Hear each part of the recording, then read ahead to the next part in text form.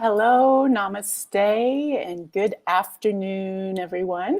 My name is Geri Habstritt. I'm an Avesa quantum healer, medical intuitive, and your host for Light, Laughter, and Lattes.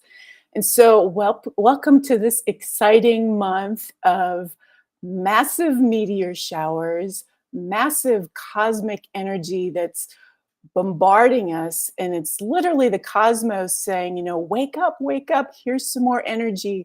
Remember why you came here, remember what your truth is, and step out and really be the person you came here to be. And so here's some extra energy to help you do that. And you might be feeling a little bit of anxiety at this time, maybe a really busy, preoccupied mind, digestive issues. These are all things that happen when we get these bursts of cosmic energy, and our physical bodies and our minds start to freak out a bit because we don't know what to do with all this energy. I have found to just sometimes laying, relaxing, surrendering, receiving, walks, yoga, all of that is great to help you receive this energy. This next cosmic meteor shower is going to be on the 12th. So we are 2 days away and it's already started. I can feel it now.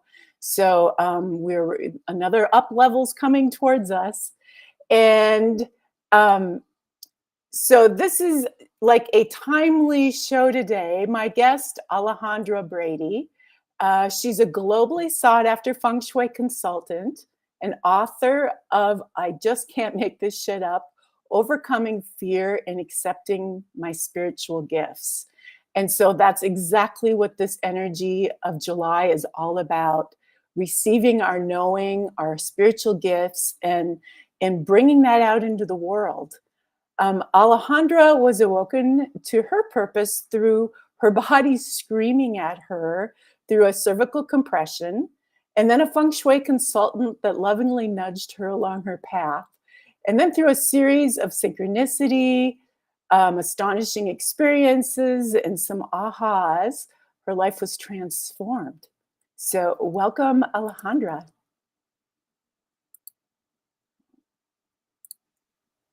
Hello, Geri. Thanks for having me. I'm excited to be here. And I'm so happy to know that that's why I'm not sleeping. My mind has been so busy the last few days. It's not me. It's not you. I know it's so helpful to know these things because you start to, come down on yourself like, why is my mind doing this? What's wrong with me, right? That's the first thing we go to. Well, as you know, as a Feng Shui practitioner, I keep looking around my bedroom going, I'm doing everything I'm supposed to do. Why am I awake? So this is helpful to know that that's why my Yeah. sleep has been a bit disruptive the last couple of nights. Yeah, I've discovered that if I just relax and say, okay, I'm going to receive this energy, then I can feel it literally just flooding in. But if I try to get out in the world and use my mind to do things, it doesn't work very well. So, Yes. I want to go all the way back to when you were a child or when you were young. Did you have spiritual experiences back then as well? I feel like I did. However, the first one that I remember very clearly was when I was 16 years old. And so I had my boyfriend at the time pass away in a horrible, tragic car accident in the middle of the night. And just so that viewers and listeners understand, this was 1984. So there is no cell phone. There is no anything else happening, in my room. I don't have any electronics or phone, anything at all.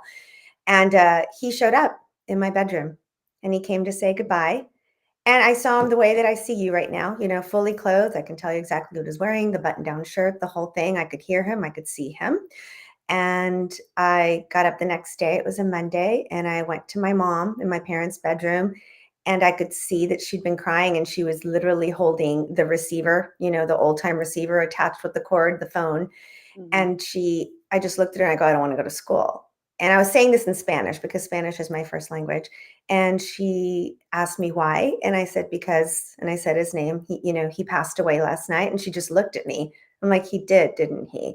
She said, yes, mijita, he did. you don't have to go to school. And then I just sat on the edge of the bed, waited for her to finish. And she told me that he'd had an accident. He didn't tell me that. He just said goodbye and that he loved me. But she then explained, what had happened. Well, I don't know if it's interesting is the right word. The part of this that I still think about to this day is that everybody in that car died.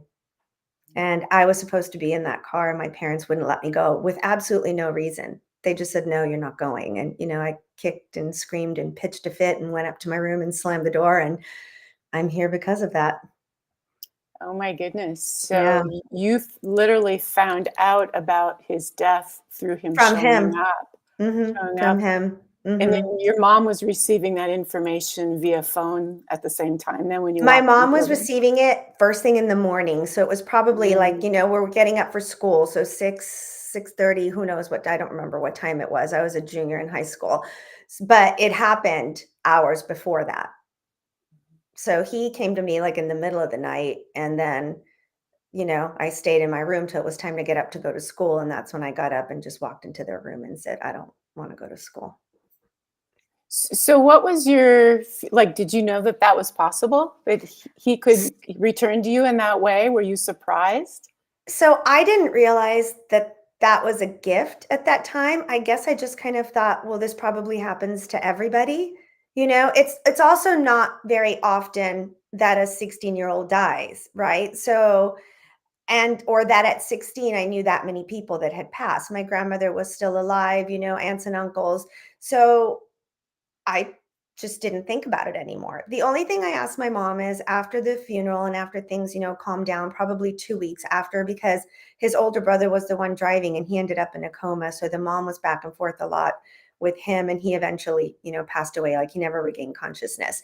Um, I asked if she would take me to go see the mom, and I wanted to go see her, and I just wanted to tell her what happened. And it gave her she told me it gave her some comfort, and she showed me his room, and she showed me, a picture of me on his nightstand and all that stuff. And I think it gave us both a little bit of closure. So it was just something that happened to me. I never really thought about it as, oh, this is a spiritual gift. I just, as a 16-year-old, went on with my life. And so I think other things kept happening, and I just wasn't connecting the dots. And it wasn't until I started writing the book that I was able to connect the dots. But that's the first one that I remember vividly. Did things happen before? More than likely, right? Based on Mhm. that. And, since then, I had many other experiences with people who'd passed. But again, I just kind of thought, maybe everybody knows how to do this. And it's all people I knew up to a certain point. It was always people I knew. So I just kind of thought that's what happened. Just Yeah, right. I had a similar experience. My brother passed away when he was Mm, 24 suddenly. And I did this kind of shout out, like, okay, where are you? I know what the Bible says. I know what this and that says, but I want to know where you are. And he came back to me as well. I love And that. and that ended up being like a door opener for me because it was like, okay, well, if this is possible, what else is possible? What else aren't they telling me? Right, right. See, you had it much earlier than I did. That started for me at 50. That's when I finally started. I was still enough to question, and then start asking the questions. And sure, as we ask them, they answer, right? So Exactly. Mhm. Exactly. So, so what happened when did you share this experience then with your family and friends and Well, I shared what it with my mom right then and okay. there, Right. and she didn't say much from what I remember. Again, so I never really thought about it in the spirituality term until I was writing the book. So this happened at 16. I started writing the book at 50.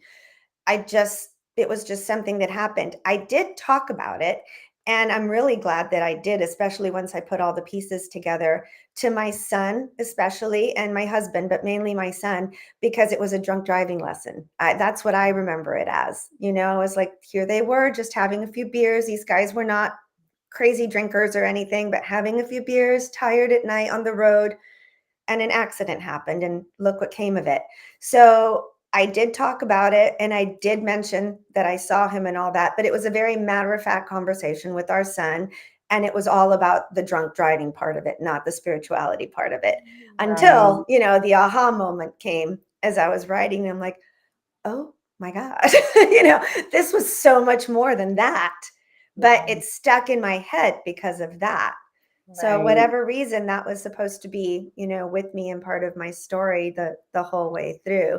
And then when my mom passed, both my parents have passed. So when my mom passed, she came and sat at the end of my bed. When my dad passed, he did. So, then it started happening a little bit more often until it started happening with people I didn't know. And then that's when I freaked out. Uh-huh. So Yes. I'm like, what's happening? I don't get it.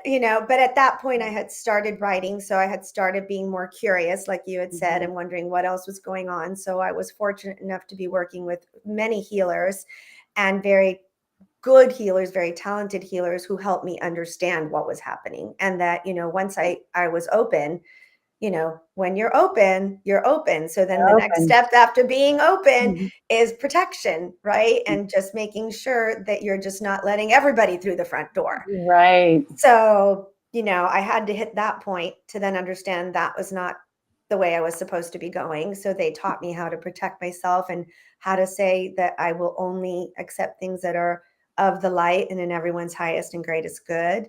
And I do that with anytime that I do a show or speak to anybody, I say that too, like, let me be a channel for whatever your particular audience needs to hear.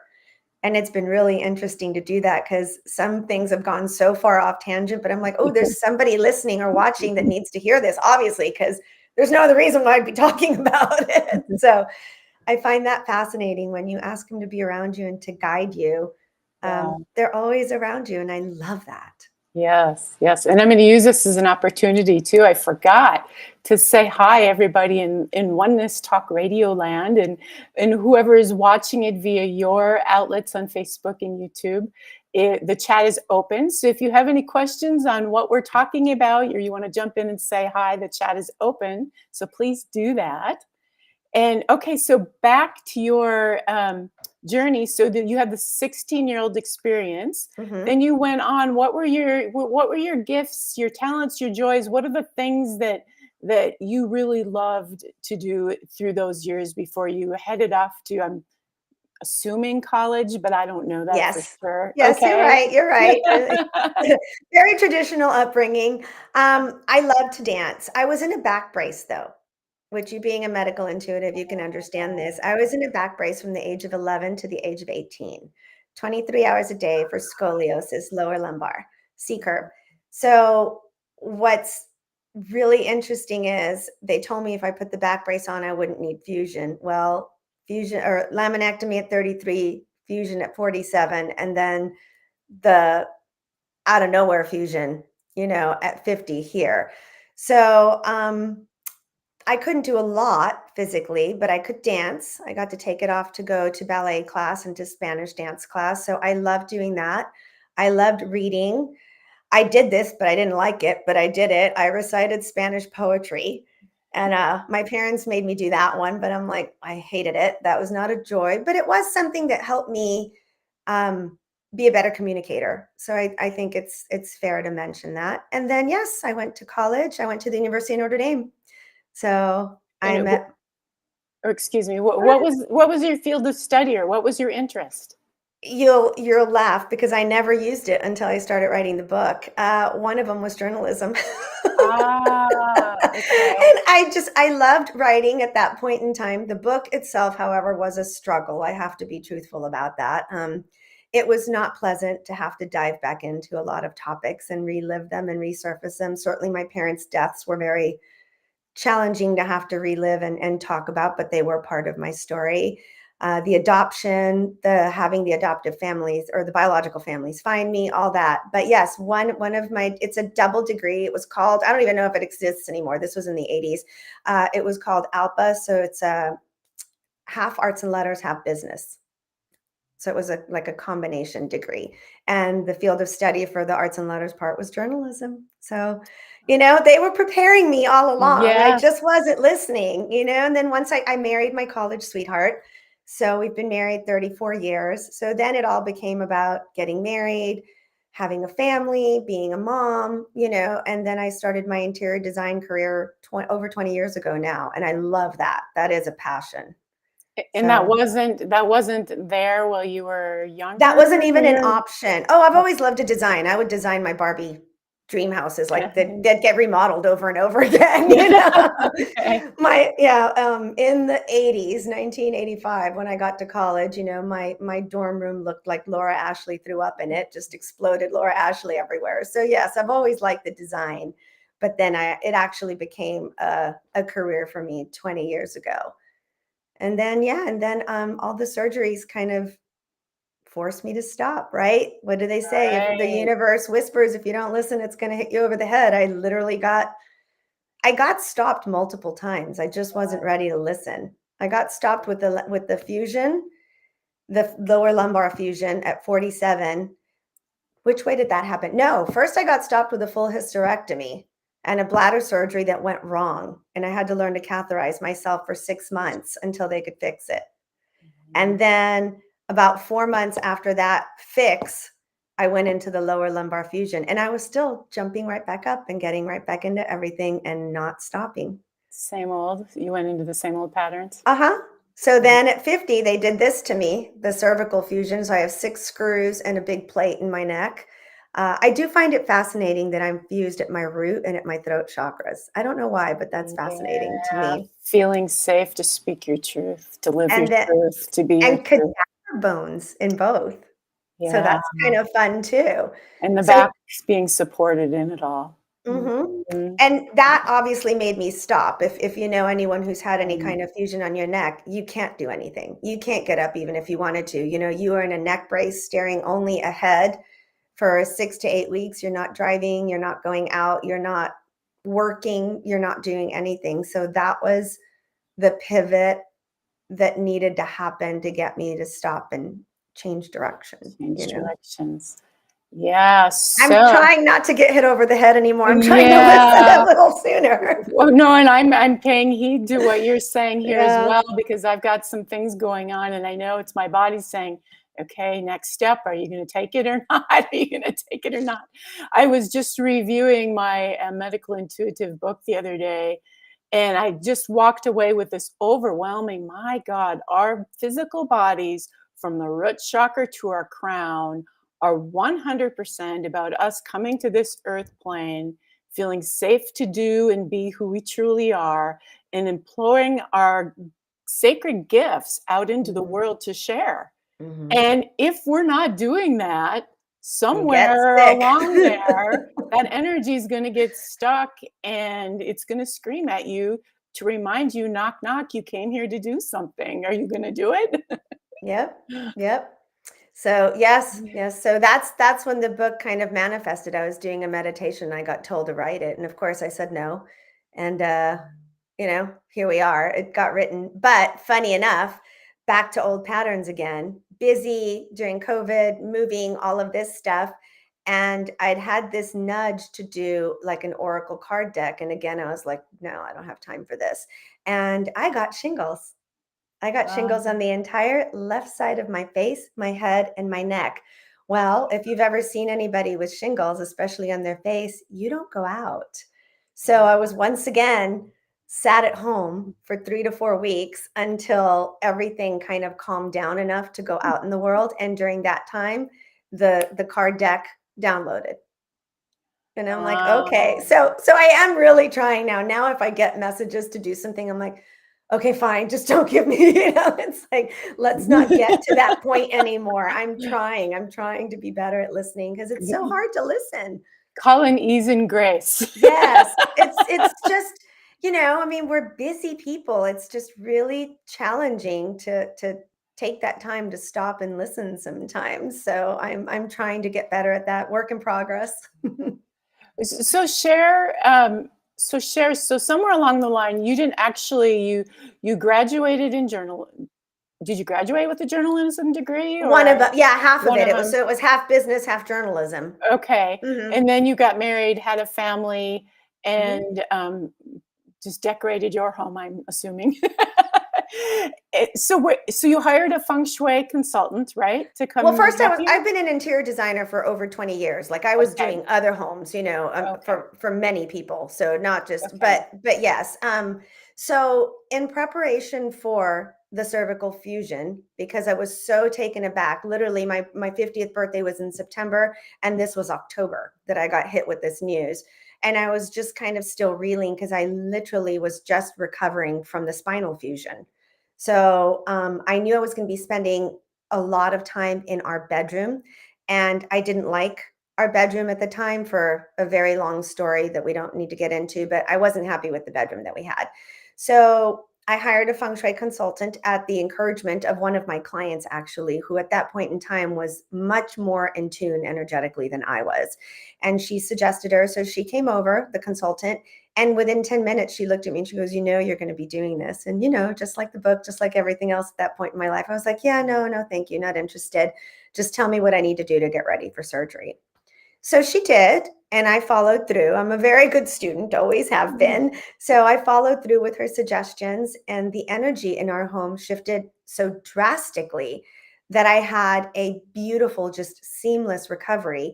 And even my husband noticed it to the point where he's like, are we going to do another room? Like, this really did Mhm. some good stuff here, Are we going to do another one?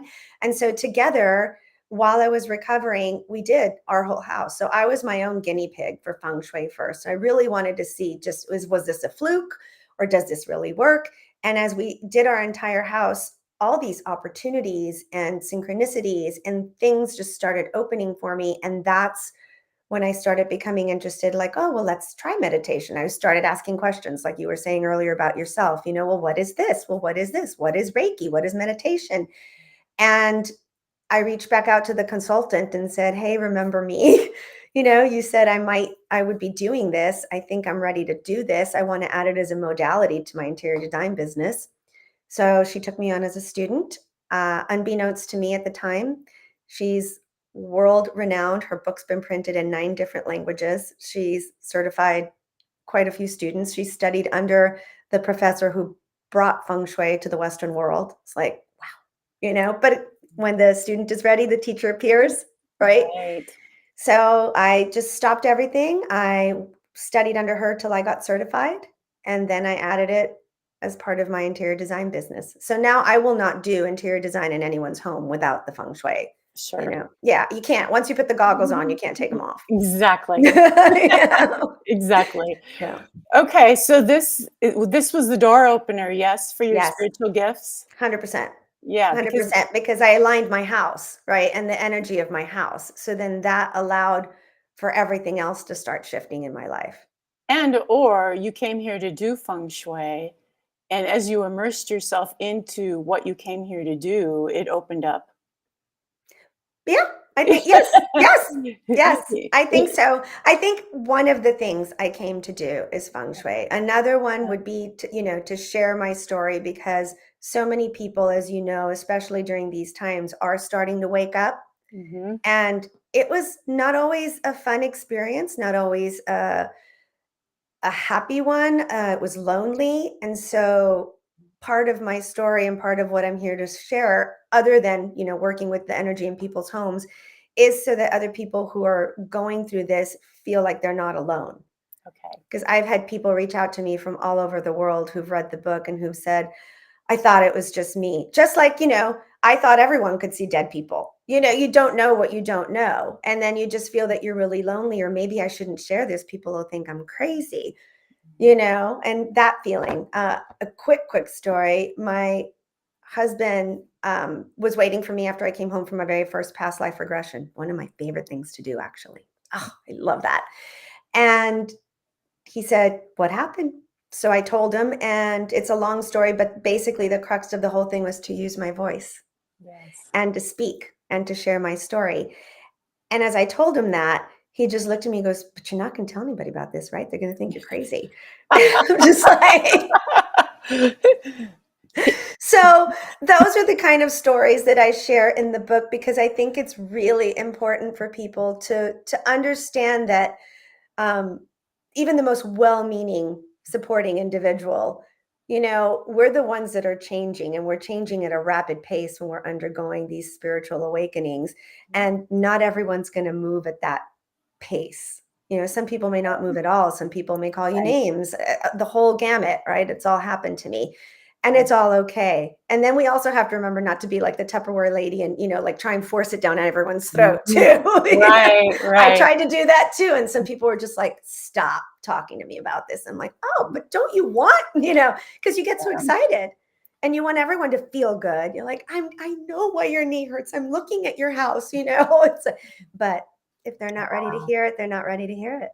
Yeah, exactly, exactly. So that was your intention for writing your book is helping others to feel comfortable with their awakening process, so they don't feel alone or don't feel like um, they're weird. Yes, 100%. 100%. I wish I would have had this book when I was going through it or found something similar to it, because I think it would have helped me understand, especially where other people were. Not even Mhm. so much where I was, because I had my wonderful guided teachers who were helping me, but to understand that, everyone's not going to be super happy for you that you're going through this. Everyone's not going to be on board. No, And no, I didn't expect that. no. People tend to like you right where you're at. They're everyone gets comfortable, and when you Mhm. change, then it changes their dynamics with them, and then they start questioning who they are. If you're this and can do this, and you're moving on in a different way, it it makes them question, okay, now is what I'm doing okay? Do I have to relook at life? Or were my beliefs always been wrong? Do I have to change the way I think and believe? And so Right. it I've found that I've lost a lot of people along the way, Me lots too. of them. But there's always new people to greet me where I'm at. Yes. And there's always going to be people like your husband did to say, "Are you sure?" you And know. that's okay too. In the end, I shared the whole story in the book and I've talked about it. But and it's out of love and concern, right? He's worried for me that what are people going to say? So, yeah, it's a tough one. I've definitely lost people along the way. And I've also come back to some of them where we just have a very different kind of relationship. I save Right. my deep talks and with people who are more energetically aligned with me at this moment, but I can still have my friends who don't want to talk about this at all and just talk about the weather, the kids, what's going on in our lives. And I just keep it at a very light level. And that's okay too. You can have all of it.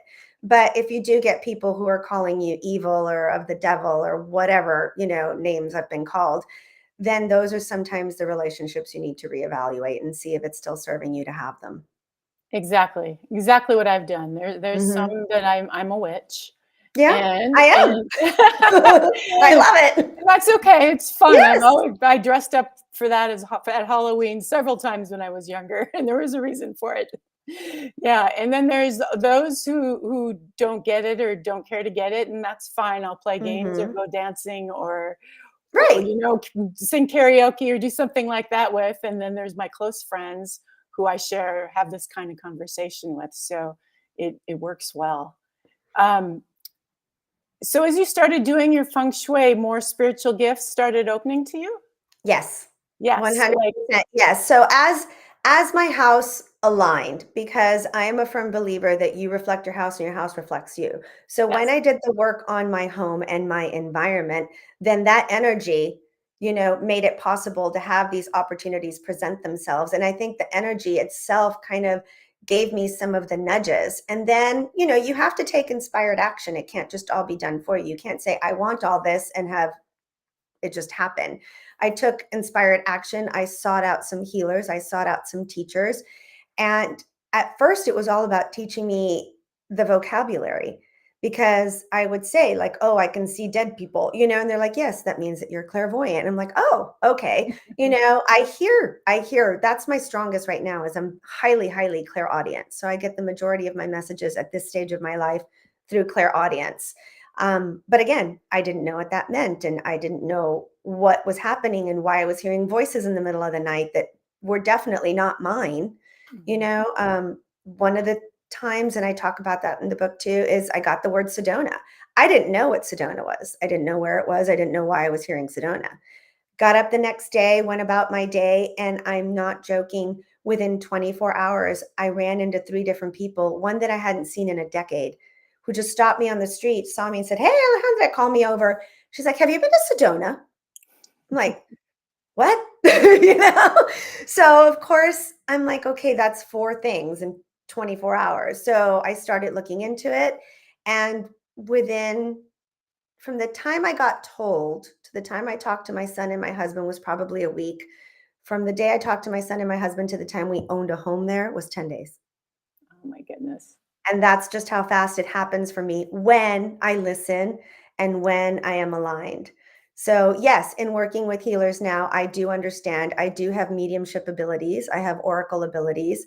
I choose not to use those in the conventional sense, meaning I don't do readings with people, but I use them to help guide my intuition when I'm working with the energy in people's homes. So, I really Mm, like working with the homes. I love that. That's kind of my happy place.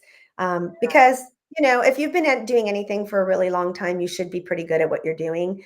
So I can do a room beautifully without thinking about it twice. But when I walk into a room and I can feel it, and my client walks in and not only looks beautiful, but she's like, "Oh, it feels so good in here." Or somebody walks in and go, "Oh my God, I just want to be in here all day." That's when I know I've done my job, you know? So yeah. that's the energy I like to work with. So I use my gifts, but I gear them towards that. However, if I'm working with a client or if I'm with a friend who's open and I get a very persistent message, I will ask them, I'll just say, "Are you open to receiving a message?" Because they won't shut up unless I tell you this. And and then I don't try and interpret, I do it as an oracle. I just spit it out, whatever is meant to come through me to the person, because Mhm. it's never about me, right? It's not about, "Oh, let me think about what they said and tell you how." I just say whatever they're telling me to say. So yes, I have those. Claircognizance is pretty strong. I just know stuff because I know stuff. Mhm. I feel highly empathic. So all those things. Right. So, what do you think were the fears that have blocked those gifts? Of course, it was all your body, right? It was holding all those Very things. physical, right? Back to as an 11-year-old, I basically had the same body at 11 that I did at 18 when they took the brace off. I mean, I'm being Mm, compacted, right? I mean, the exact same brace was the same brace the whole way through, and on the same, level the whole way through, like, it didn't keep getting bigger, it stayed that small, so I was being compacted and tightened in, and a lot of the fears were not even mine, honestly, my parents, and I don't blame them because I grew up right on the border with Mexico. I was blonde and blue-eyed, not that many people around us were. I was adopted, so you also have their fear that they worked so hard to get this child. They were petrified of anything happening to the child, right? So I was a little bit like the little doll that you took off the shelf and you played with her. And there's so many pictures of me as a child with white gloves, white tights, white shoes, and a white dress. And it's just like, well, wait, where are like the mm, pictures with the skinny knees and the shorts and the mhm, hair out of place? There aren't any, maybe 1 or 2. So there was always a fear of, I didn't learn to ride a bike till I was 51 because, well, no, you can't leave the house. You can't ride on the street because you might get kidnapped. So a lot of the fears, again, were not necessarily mine, but were what was instilled into me. And it came from a place of love, just like my husband. They were worried something would happen to me. But I grew up in a very fearful state of all the things that could go wrong. And then once my back started to really become an issue, then the fear shifted to, well, I can't do this because it hurts. I can't do that because sciatic will go out. And if sciatic goes out, I can't do anything for 3 days. I'm laying in bed. I once had to pull over because my leg stopped working, my right leg, and I couldn't drive the car anymore, and my son was in the back seat.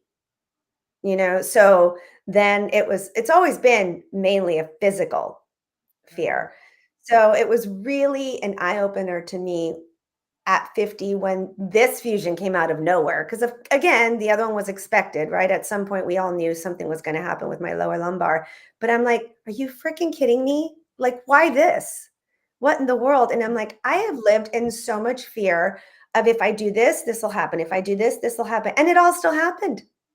Like all those surgeries still happened. So now I'm fearless, all the things that Right. I never thought I would be doing. I'll be 57 in a couple of months. And I'm like, yes, let's go zip lining. Yes, let's go horseback Mhm. riding. I was always, you can't horseback ride, it'll hurt your back. You can't do yoga, it'll hurt your back. I'm like, Mhm. oh, let's do all of it. Uh, and I do all of it. I try. I haven't had any pain yet. I mean, I'm not going to bungee jump just because the fear's still there for throwing myself off the side. It doesn't compute in my brain, as to why I would hurdle myself off the edge of a bridge. But, if I wanted to, I would do it. So that's just the way I approach everything now. It's like, if I want to, I'm going to try it. And also, I was raised Mexican Catholic. So a lot of the topics that I now talk about very freely were not topics we discussed, right? I mean, we weren't talking about past lives and reincarnation and, you know, all these gifts and seeing dead people. Like that just wasn't something that was discussed. Tarot, and people pronounce it different ways. That was all seen as witchcraft. So a Mhm. lot of the things that I now feel are not that at all, we're still seen that way. So again, we're not going there. We're not talking about it. We're not doing it. Right. You had something on your back, right? Was it a brace that you said or a A brace from no, 11 to 18, so a 11 to back brace, 18. like completely compressed, the Right. big plastic braces for scoliosis. Okay, and so they took it off when you were 18. Mhm. Did something happen then at 18 when it got removed? Not that I remember. I was in college. I don't remember that at I all. mean good, like spiritual gifts, anything opening up or changing, Not I mean, not that I remember, to be okay. completely truthful. If it did, I was a college student having the time of my life with my boyfriend, who's now my husband. I wasn't paying attention. You know? Right, Yeah, right. yeah. So, what would be your advice to people out there listening to this who are like, they're sitting there going, okay, I know I came here to do more than what I'm doing. I don't feel great about what I go do from a 9 to 5. I've got all these gifts and talents, but maybe there's something that they don't even think they could make money at, like if they're an artist or something like that. Mhm. What is your advice to those people who are just not happy with what they're doing and know they have more inside of them? I think my best advice would be to listen because they're probably getting nudges. If you're not happy, you're somehow getting little nudges from the universe. I'd say to do what I did. I sat down in meditation one day, very, very early on into my meditation practice, and I truly, truly, truly didn't know what I was supposed to be doing anymore. Our son had graduated from college, flown and grown, was living in Chicago at the time. So we're empty nesters. I'm in a neck brace.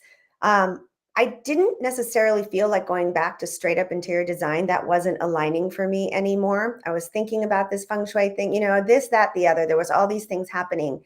And I just honestly, I was in meditation, but the intention of my meditation was a prayer. I was like, what am I supposed to do? Like, truthfully, what is the purpose of my being here on this planet at this time? What am I supposed to do? Because I knew it was to be of service somehow. Literally, my name Alejandra translates into helper of all mankind. Mm, mhm. And both my mothers named me that independently of each other. They never met each other Ah, or knew each other. My biological mother named me Cassandra while she had me with her in the hospital. And my parents named me Alejandra, and both names are the same name. So, I okay. mean, I was meant to do that, right? So Yeah. that is when the voice came in and said, "You're going to write a book." Mhm. And I was like, no, I have no interest in doing this. I have no interest in talking to people, being famous, whatever that means at whatever level that comes. Obviously, if you write a book, you're going to have to put yourself out there. I didn't want to do that. That's not in my wheelhouse at the time. Now it's fine. I'm very comfortable because I know what I'm sharing is true and I know what I'm sharing will help others. So I'm fine doing it. But again, at that time, right when you're beginning, and just keep asking because I asked for 5 days straight. Mhm. I said, no, thank you. And came back the next day and asked the same question, hoping for a different answer. And I got told the same thing again. And it was nowhere in my thought process. So you might get Yeah, told something completely different. then And it then should if have. you do, go for it little at a time. I mean, it took me 2 years, almost 3 by the time the book came out. So it doesn't have to happen overnight. You don't have to quit your job and, start painting furiously and do 50 canvases a week or anything crazy. Just start little by little, but listen to what that voice is telling you, because it's telling you that for a reason. So you did a meditation for 5 days in a row, and your answers came in what way? They came as a knowing, they came as people dropping you hints. How did they show up for you? Archangel Michael likes to chat with me. So in your So ear, the clairaudience thing, or dream? He comes Okay, in through my right ear. And when I okay. first heard the voice, I thought there was somebody else in the room. I actually opened my eyes and looked around because it was so loud. You're writing a book. And I'm like, no, thank you. Who's there? You know? Um, and then I said, who is this? And he told me it's Archangel Ah, Michael. I was okay, like, okay. Because it's not, again, I, unbeknownst, I'd never had any other interactions with him knowingly. right. Like, it's not like, "Oh, I've always called an archangel Michael." Like, it was just, that's who it is. I'm like, "Oh, okay." And so then the next day and the next day and the next day, and, finally I'm like, "Okay, fine. What am I writing a book about?" So, and I just asked for help along the way, and I ask for help Yeah, along the way with everything that I do now. I'm like, "Fine, you guys." I like to call them you guys. I say they all the time because I feel like I have right. this entire team around me. And Sure. I'm just like, "You guys want me to do this? Great, I'll do it. How am I gonna do this?" Put the people in front of me that I need. Uh, Tell me what you want. Let's channel through some writing. Let's channel through some stuff, and help me get the message that you want me to get out there. Because again, it's not just about, oh, this is Alejandra's story. This is a story that hopefully will resonate for others because they're experiencing some part of it and maybe don't know how to deal with it. Right, right. I had a similar experience. What I did was I wrote in big letters on my wall, like 1 8.5, 11 sheet paper per letter, and pasted up on my wall, show me who I am, tell me why I'm here, show me what I came to create. And so I would fall asleep to that and wake up to that every morning. Wow. And that lunged me into a week-long series of dreams. They weren't dreams, I was taken somewhere Sure. because I didn't Astral sleep. travel. Yeah, I didn't sleep all night long, and when got up in the morning, I had so much energy, I didn't know what to do with it all. It was a kundalini awakening that happened Yeah. during that time. And so I was shown everything, and I mean everything, and it was pretty fabulous. But I love how, we both basically did the same thing in our own way. Right. With And I the, think everyone with the, who's experiencing it is doing it in their own way, right? I mean, yeah, it shouldn't look like yours and mine. It should look like theirs. right, exactly. And so, however you want to do it, right? However you want to get in touch with your guides or your soul that's giving you this information, there isn't a wrong way. And then be open for an answer because we both got answers in We the did. way that we could receive them. Right. Right. And in a Yeah, way that helped us believe that the answers were real, right? I think that's another big one. They'll give you an answer and you'll be like, "Yeah, that didn't happen. That's not real." At the beginning, I needed a lot of validation and a lot of reassurance. Like, it wasn't just hearing the word Sedona at night that got me to Sedona. It was hearing the word Sedona at night and 3 people randomly walking up to me talking about Sedona within 24 hours. So I agreed. think that's very helpful too, and pay attention to those synchronicities because they're there for a reason. They're there to tell you, yes, you asked the question and here's the next step. That's the other thing too, I think that's super important. Like, you and I are not where we are because we woke up and asked the question and then now we're here today. Like, it's step by step, and one thing will build upon the next one and the next one. You don't have to worry about what the end result is. I have no idea what's going to come of this book and the card deck and the speaking engagements and all. I don't know where it's going. This could be the pinnacle of it right here, right now, or it could explode into something completely different. I'm not worried about it. I'm worried Yeah, about what's my next week going to look like. What do I have to focus on next? And then let it unfold as it's supposed to. exactly. Yeah, I had a next step too. I was shown that I could heal with my hands and in person and do it instantly. And that's what I do is healing work. And Love there that. was some healings that actually happened with the people in my dream. I wasn't aware. I thought I was just being shown what I could do. I didn't know I was actually healing, Mm, and discovered later that people had miracle healings that I had the dream about. And so when it took me a while to process this, but I didn't even know what healing of hands was. I lived in a really small Catholic Lutheran community in northern Minnesota. And so I'm like Googling, healing hands, what is this? And found a healing on hands workshop in Minneapolis. And so I actually lied to my husband at the time and said I was going to go to a yoga workshop. And I printed out the information and put it in my nightstand next to the bed, went to work, changed my mind like, no, this is for the birds. This is not real. mhm. And I came home from work and the bed was made, which my husband never did. And there was a sheet of paper laying out on the bed. Oh. And I asked him, I'm like, did you make the bed and find the sheet of paper in the nightstand and lay it out? No. And I'm like, okay, so I need to go to this class. And so I had so many of those kind of things where like I couldn't miss the direction I needed to go. It was literally like a push, right? And Mhm. so, and, anyone out there who's wondering, you'll be supported. Just trust that, and you'll be supported in the way that you can receive it exactly as you said. Yeah. Exactly. And don't be afraid if it feels like, you know, 2 steps forward, 1 step back. Sometimes you need to process and integrate what's happening before you can take the next step too. I think I would feel like, at the beginning it was so much forward, forward, forward progress that then when it stopped for a little while, which of course it's because I was integrating and, letting my body adjust to whatever was happening, I was like, well, wait, it's some more stuff supposed to be happening, isn't it? Just, so that same mentality of just more, more, more. Sometimes it's best to just take a pause. Take a pause. Yeah. So how's your health now? It's great. It's absolutely great. So no more physical pain at all since the fusions. That's for sure. I've had issues digestive, and from what I understand, a lot of healers have digestive stuff.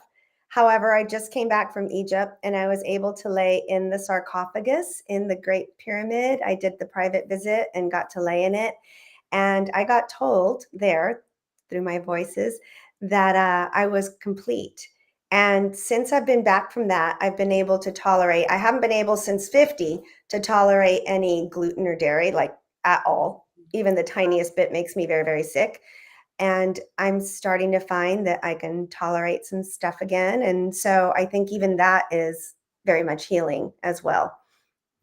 Okay, so I have to ask you, Yeah. when did you get back from Egypt? March. March. Okay, so a year ago in June, I was in Egypt as well. And I also laid in the sarcophagus in the Great Isn't it Pyramid in incredible? the Giza. So, yeah, yes. What happened to you? Did anything interesting happen to you while you were in there? I was in so many different places and had so many experiences that it, I was completely changed when I came home. So, It was um, life changing. yeah, it was pretty. I'm amazed that you went there. Even now, I feel like it's getting close to not being safe in that area, but maybe not. So Egypt has been my number one bucket list item since I was 12 years old. Ah, And again, it was about just being fearless, right? I mean, right. when there was a time when I couldn't have made the trip physically. Uh-huh. Then there was a time when, well, it's almost like I liken it to a mom. Sadly, the moms that die on the table during a tummy tuck, and you hear those horrible stories. And I'm like, well, I don't want something that I want selfishly just for me to be the reason why my son doesn't have a mother. Hmm. So I just was always like, it's just not my time. It's just not my time. And then this trip came up the March before we went. So March of 2023, because it was 2024, right? That we just went. Um, And I looked at my husband, I'm like, I'm going. And he's like, yes, let's go. Let's do this. So we ended up going. We had an incredible leader. We had an incredible healer as a leader, and then we had an incredible leader there. And we never felt unsafe, in all honesty. We never Nice. did. We did have an armed guard with us wherever we went. Right. But the people there, I never at any point in time felt unsafe. Now, granted, I wasn't roaming the streets unsupervised, Right. Right. but it just seemed very busy. It did, at least Cairo. Cairo was very Right. busy. And then we did fly to Luxor, get on the boat all the way to Aswan, and back we go. But no, I never felt unsafe. I was supposed to be there, so I think it was that overrode any fear maybe that I Anything. had. Sure. Awesome. So fabulous that you wrote this book. So I put a link, and it should be on there where people can get your book. And again, it's called I Just Can't Make This Shit Up, Overcoming Fear and Accepting My Spiritual Gifts. Timely for this month. So the cosmic energy is saying, wake up, here's your gifts, here's some more gifts, So do you have your oracle deck, or not your oracle deck? Yes, I do. Yeah, it is an oracle deck. It's just a feng shui oracle deck. Yes, I do have Okay. it. Are we pulling Okay. cards? We are. So everyone, this is what we're Okay. doing. Alejandra is going to pull a feng shui card. I'm going to pull a cards of clarity card, and we are going to see what whoever is watching this is what we're all calling in together today. Watch me pull Archangel Michael. That would be amazing. Okay, I've pulled mine. Okay, can you see? Can you see? I can't. It's blurry. Yeah. Can you see? It's Archangel Michael. No. See, validation. I love validation. You see, I need validation. this is a big deck of cards, and I pulled. There's only one Archangel Michael in here, and I pulled it. I love that. See, he's just letting everybody know I'm not making this shit up. Okay, what did you get? I love it. So mine is how, you bring it down to earth, right? Because now we're in the heavens with him, and now we're down to earth. So mine is all about decorating and designing spaces with all 5 elements in mind to create balance and harmony in your home, which if you do that, then of course you will find. So in case people don't know what the 5 elements are, they are water, earth, wood, fire, and metal. So it's all about applying that to your home to create balance and harmony. And then once you do that, your home will help you.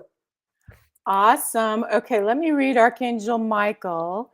And so we might want to call in Archangel Michael energy and bring in those 5 elements this week, huh? Yes. Welcome home to your divine mastery presence, God self. This recognition may be the result of the perception of a long journey or the smile of knowing anchored through the peaceful acceptance of all experience. Your courage is being amplified to assist you with the journey you have chosen. You are invited to call forth your courage from outside of all doubt. Carrying the courage, protection, and assistance of Archangel Michael is an affirmation. You are on the right path. Smile as your heart relaxes and your courage soars. Combined with the heart-centered action of sincerity, love, and presence, your outcome is already assured. Oh, pretty much sums up what we just talked about. Always. Okay, well, this was a joy, Alejandra, to have you on, and we're going to do this again sometime if you have time, and we're going to just do feng shui because it's just so much fun. Yeah, I'd love to do that. If you want, we can try and do one. I find it very helpful for people before the holidays to do feng shui in the holidays to kind of help people get through the holidays. Yeah. So we can always focus on that if that sounds good. But yeah, just let me know. We'll chat and we'll come up with another fun time. Okay, well, let's do it. Do you have any closing comments? Anything you would want to add before we say goodbye? I think I like what you talked about at the beginning, that if you are feeling that energy, just take some deep breaths and go do some yoga and If you're having trouble sleeping, like I've been, you can spray some lavender on your bed. You know, that's helpful to sleep. You can bring in a rose quartz to help you sleep, and just kind of very, the very soft energy of the rose quartz can hopefully help you navigate through this time. Right. And I don't know if I mentioned, but digestive issues will be a thing during these meteor showers. I have found that I have to do smoothies and juices. Like this whole month, I've hardly eaten anything. And my Wow. my dog is going through the same thing because the energy is so strong and is moving so quickly that the body is having a hard time digesting life, right? Digesting the process of life because it's moving so quick and we're changing so fast and we're receiving so much, right? To I'm take it trying all. I'm trying to do yoga daily right now. Like, Wow. I'm just making it a priority. I'm moving clients around, and, almost everybody's been really nice about it, and I'm like, "No, I feel," and that's funny because you mentioned it at the beginning too. I'm like, "I feel like I need this." So, yeah, Mhm. that's all comes together very beautifully.